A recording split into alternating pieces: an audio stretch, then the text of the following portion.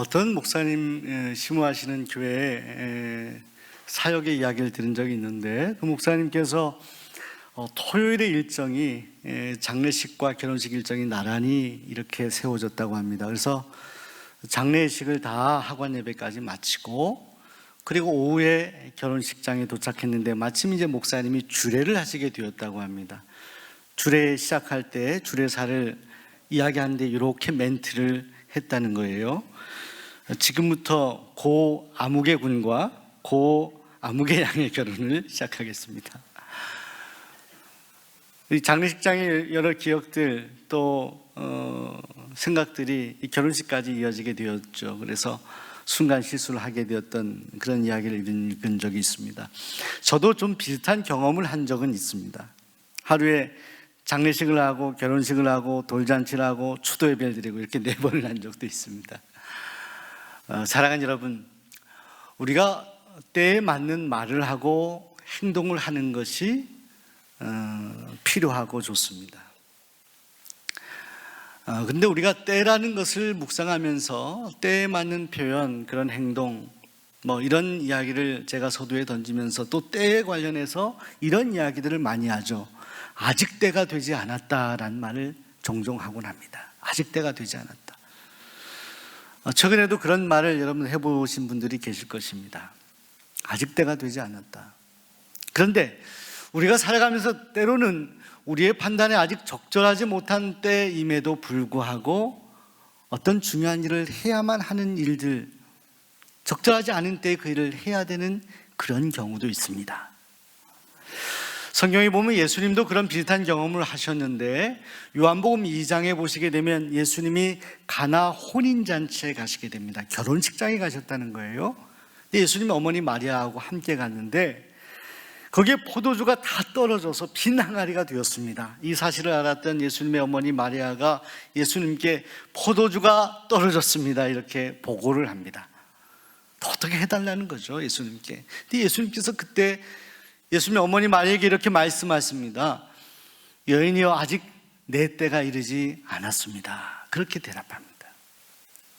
주님은 아직 때 이 일을, 어떤 주님의 역사를 일으키실 때가 아니라고 판단하셨던 거예요. 그런데 예수님의 어머니께서 하인들에게 먼저 이렇게 얘기합니다. 예수님이 무슨 말을 하시든지 그대로 해라 라고 그렇게 명령하는데, 잠시 후에 예수님께서 하인들에게 빈 항아리에 물을 가득 채우라라고 명령하시죠. 그 물이 변하여 포도주가 됩니다. 예수님은 아직 이때가 아니다라고 분명히 말씀하셨음에도 불구하고 예수님의 판단과 생각이 바뀌신 거예요. 때를 당겨서 그 일을 행하셨던 거죠. 사랑하는 여러분, 우리가 살아가면서 정말 좋은 때가 아닌 그때에도 여전히 해야 될 일들, 해야 될 때가 있습니다.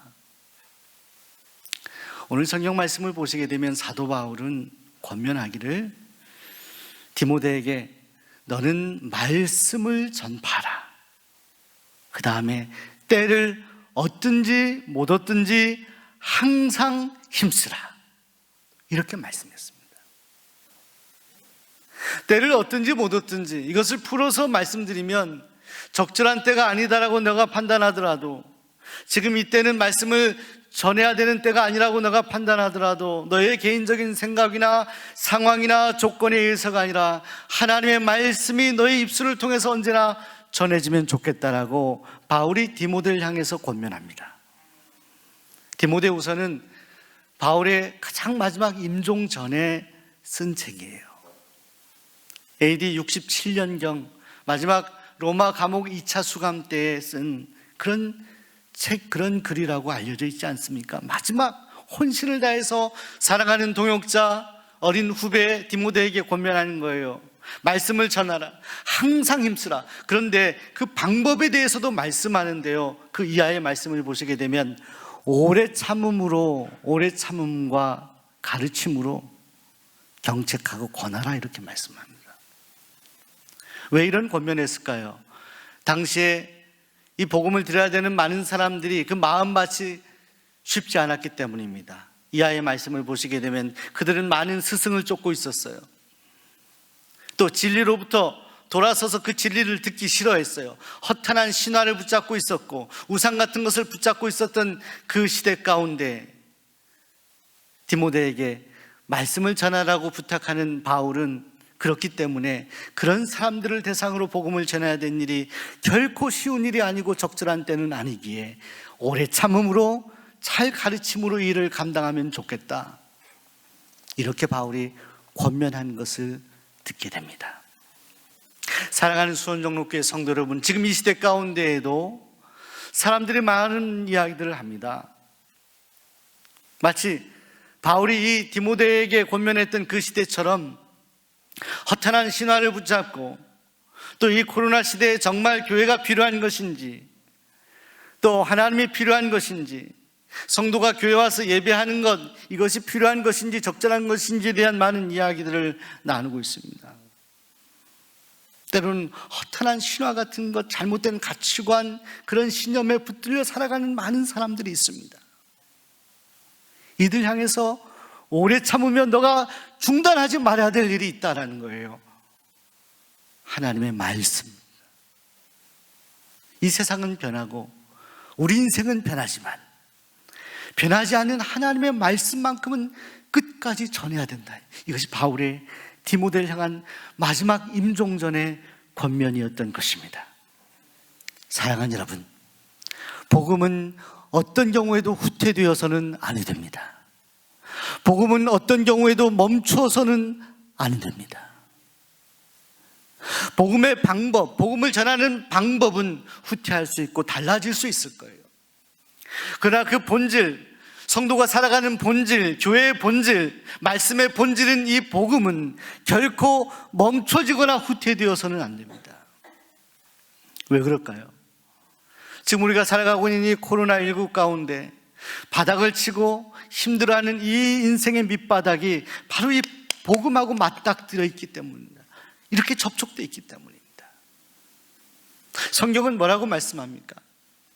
우리 인간이 가장 극심한 죄악 가운데 있을 때, 우리 인간이 가장 고통스러운 환경 가운데 있을 때가 복음을 접할 수 있는 기회이다라고 말씀하기 때문에, 우리가 가장 연약할 때, 세상에 희망이 없어 보일 때, 인간이 지혜를 다 발휘하고 모든 과학을 다 동원해서도 그 일이 해결되지 않을 것 같은 두려움에 휩싸여 있을 때, 그때 여전히 우리에게 유일하게 우리 인생을 새롭게 희망으로 끌어올려 줄 수 있는 유일한 힘은 바로 하나님이시고 그 하나님이 그 아들을 보내신 예수 그리스도를 통해 우리에게 주신 은혜의 선물 복음이기 때문입니다. 여러분, 요즘에 코로나 블루란 말을 많이 해요. 코로나 블루. 코로나19에 전염되어서 고통당하는 그런 질병의 그런 병 말고 심적인 병을 코로나 블루라는 거. 이것 때문에 죽음에 대한 두려움, 이 코로나가 미래를 알 수 없도록 만들었죠. 미래에 대한 어려움들, 초조함들, 사람들과 관계하지 못하기 때문에 거기서 생기는 그런 병들, 이 전체적인 우울함에 대해서 코로나 블루인데, 이걸로 인해서 사실은 가장 예전보다 높은 그런 스스로 목숨을 끊는 자살률이 가장 지금이 심각하다는 거예요. 여러분, 코로나19가 결국 인간의 생명과 맞닿아듭니다. 근데 이 생명, 인간의 생명, 또 이 생명에 대한 불안함, 이 모든 환경을 극복할 수 있는 유일한 대안은, 유일한 출발은 하나님이시기 때문에, 하나님의 말씀이기 때문에, 복음이기 때문에 이 시대에도 여전히 하나님의 말씀이 선포되어야 된다는 것입니다. 복음은 선포되어야 된다는 것입니다. 여러분, 일본에 오래전에 소천하였죠. 여류 작가인 미우라 아야코, 빙점이라는 그런 책이 있습니다. 빙점.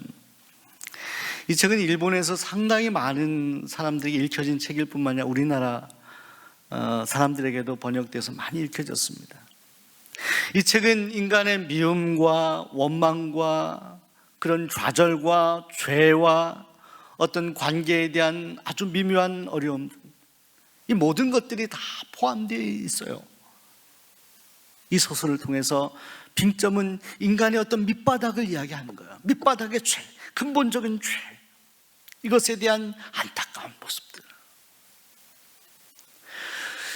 미우라 아야코가 사실은 좀 폐결핵의 어떤 문제 때문에 막 피를 쏟는 그런 병이 있었다는 거죠. 병원에 입원했을 때 어떤 한 청년이 미우라 아야코에게 다가와서 복음을 전했다는 것입니다. 예수님이 생명이고 예수님을 믿고 구원받으십시오. 새로운 생명을 찾으십시오. 미우라 아야코가 예수님을 영접하고 새롭게 변화된 인생을 살았습니다.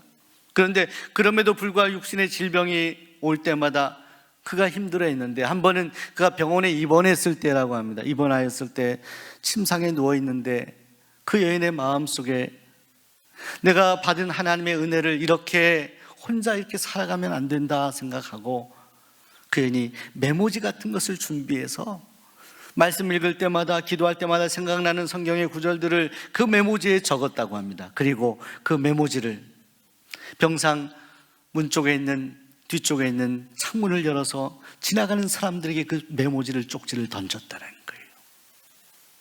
그걸 던지면서 미우라 아야코가 이런 기도를 드렸다는 거. 하나님, 저를 살리신 하나님께서 여기 지나가는 누군가에게 이 말씀이 읽혀지고 그 영혼이 새롭게 주님을 만나기를 소원합니다. 하나님, 도와주옵소서.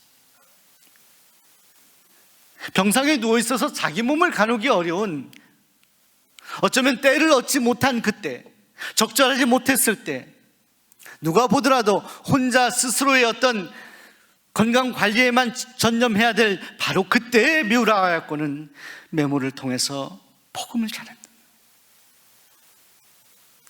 사랑하는 여러분, 오늘날 이 시대의 모든 교회들이 선교가 멈춰진 것 같습니다. 마스크를 벗고 혹은 크게 외치면서 우리가 전도할 수는 없을 것입니다. 사람을 직접 접촉하면서 우리가 전도할 수는 없을 거예요.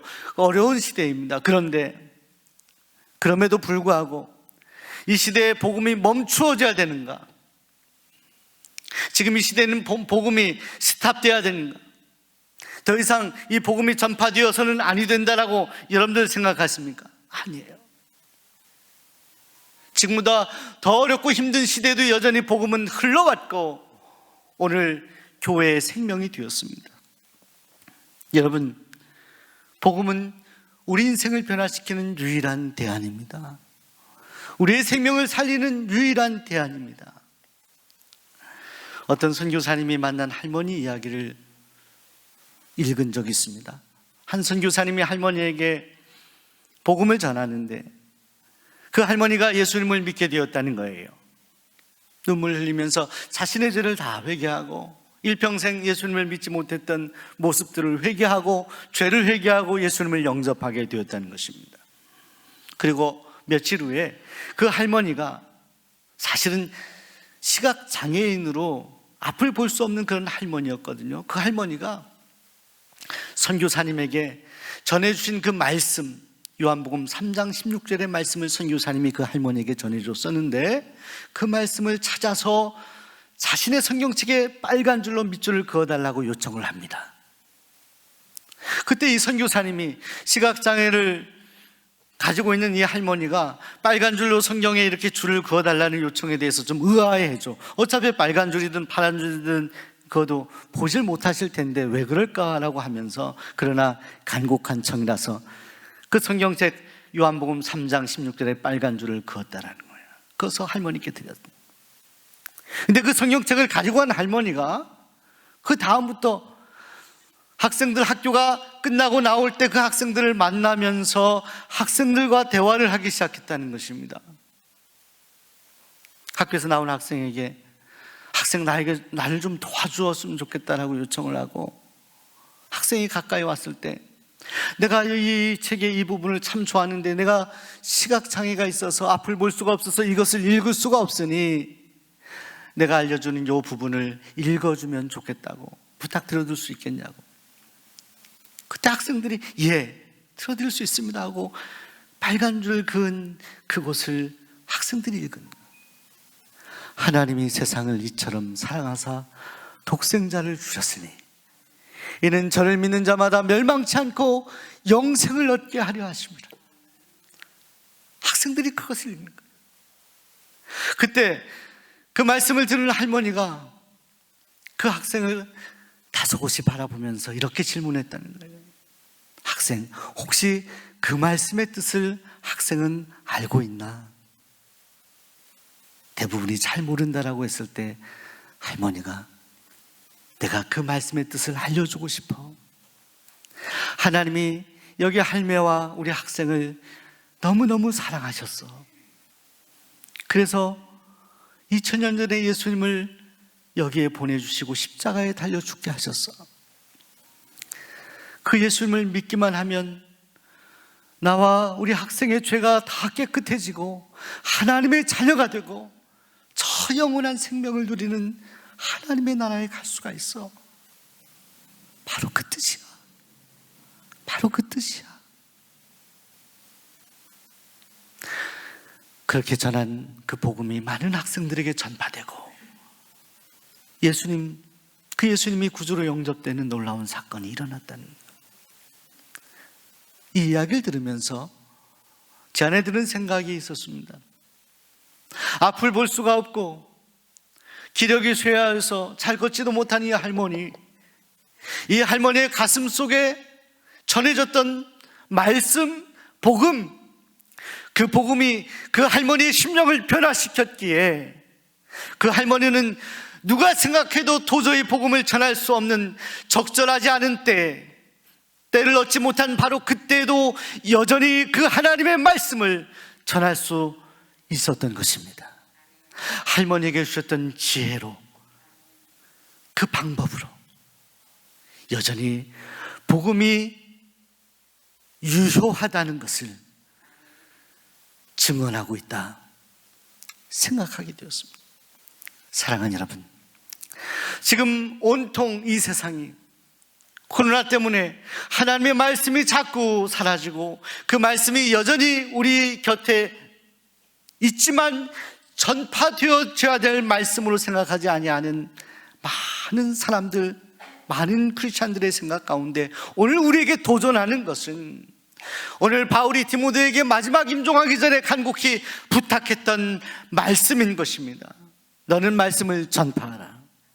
때를 얻든지 못 얻든지 너의 형편과 너의 존재와 너의 처지, 이 모든 것들을 생각하지 말고 오늘 너를 변화시키고 새로운 인생으로 영원한 삶을 주신 하나님의 은혜를 기억하며 오늘 너의 입술을 통해서 너의 가슴에 있는 복음이 전해지기 원한다. 오늘 이 복음이 오늘 여러분을 통해서 여러분의 마음 가운데 또 여러분의 입술을 통해서 누군가 지금 갈급한 누군가 그 한 영혼, 주님을 간절히 고대하는 그 영혼에게 전파되어지기를 소원합니다. 하나님이 여러분을 주님의 도구로 사용하시리라 믿습니다. 기도하겠습니다. 하나님의